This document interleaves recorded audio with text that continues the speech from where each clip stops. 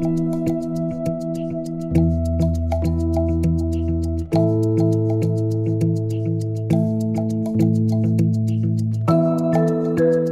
wake up in the morning and I want to reach for my phone. But I know that even if I were to crank up the brightness on that phone screen, it's not bright enough to trigger that cortisol spike and for me to be at my most alert and focused throughout the day and to optimize my sleep at night. So what I do is I get out of bed and I go outside. And if it's a bright, clear day and the sun is low in the sky or the sun is, starting to get overhead, what we call low solar angle, then I know I'm getting outside at the right time. If there's cloud cover and I can't see the sun, I also know I'm doing a good thing because it turns out, especially on cloudy days, you want to get outside and get as much light energy or photons in your eyes. But let's say it's a very clear day and I can see where the sun is. I do not need to stare directly into the sun. If it's very low in the sky, I might do that because it's not going to be very painful to my eyes. However, if the sun is a little bit brighter and a little bit higher in the sky, sometimes it can be painful to look at. So the way to get this sunlight viewing early in the day is to look toward the sun.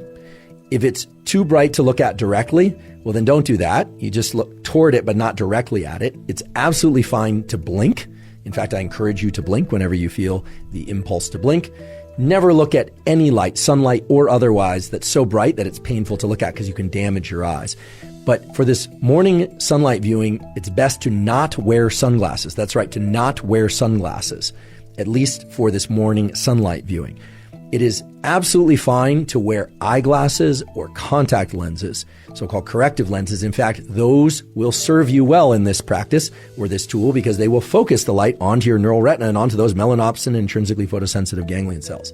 If your eyeglasses or contact lenses have UV protection, that's okay. There's so many different wavelengths of light coming from the sun, and they are bright enough that they will trigger the mechanisms that you want triggered at this early time of day. So try and get outside, ideally within the first 5 minutes of waking, or maybe it's 15 minutes, but certainly within the first hour after waking. I want to share with you 3 critical things about this tool of morning sunlight viewing. First of all, this is not some woo biology thing. This is grounded in the core of our physiology. There are literally hundreds, if not thousands, of quality peer-reviewed papers showing that light viewing early in the day is the most powerful stimulus for wakefulness throughout the day, and it has a powerful positive impact on your ability to fall and stay asleep at night. So this is really the foundational power tool for ensuring a great night's sleep and for feeling more awake during the day. Second of all, if you wake up before the sun is out, you can and probably should flip on artificial lights in your internal home environment or apartment or wherever you happen to live if your goal is to be awake. Right? If you wake up at 4 a.m. and you need to be awake, well, then turn on artificial lights. Once the sun is out, however, once the sun has risen, then you still want to get outside and view sunlight. Some of you will wake up before the sun comes out, and if you're asking whether or not turning on artificial lights can replace sunlight at those hours, unfortunately, the answer is no. Unless you have a very special light, we'll talk about what kind of light, the bright artificial lights in your home environment are not, I repeat, are not going to be sufficiently bright to turn on the cortisol mechanism and the other wake-up mechanisms that you need early in the day.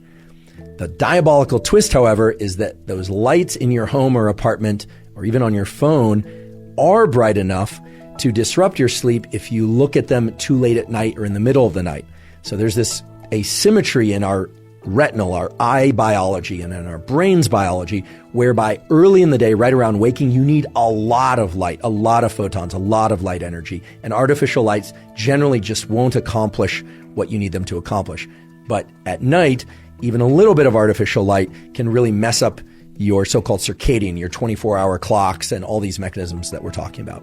So if you wake up before the sun is out and it's still dark, please turn on as many bright artificial lights as you possibly can or need, but then get outside once the sun is out. On cloudy days, you especially need to get outside. I repeat, on cloudy days, overcast days, you especially need to get outside and get sunlight. You just need to get more of it. Now, how much light and how much light viewing do you need?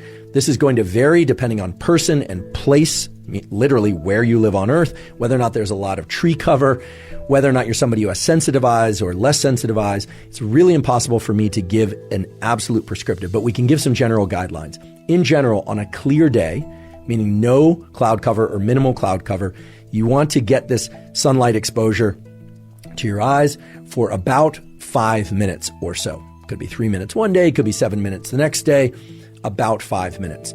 On a day where there's cloud cover, so the sun is just peeking through the clouds or it's more dense cloud cover, you want to get about 10 minutes of sunlight exposure to your eyes early in the day.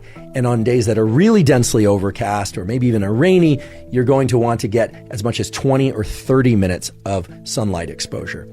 Another key thing is do not forget about, just don't try and get this sunlight exposure through a windshield of a car or a window, whether or not it's tinted or otherwise. It takes far too long. It's simply not going to trigger the relevant mechanisms. You would be standing there all day trying to get enough light into your eyes from the morning sunlight, and by then, the sun will have already moved from low solar angle to overhead, and it simply won't work for all sorts of mechanisms related to your circadian rhythm functions. So just don't try and do it through a windshield, sunglasses, or a window. It's just not going to work. Get outside. If the weather is really bad or for whatever reason, safety reasons, you cannot get outside, well then I suppose try and get near a window. That would be the last resort. But you really want to get outside to get the sunlight exposure.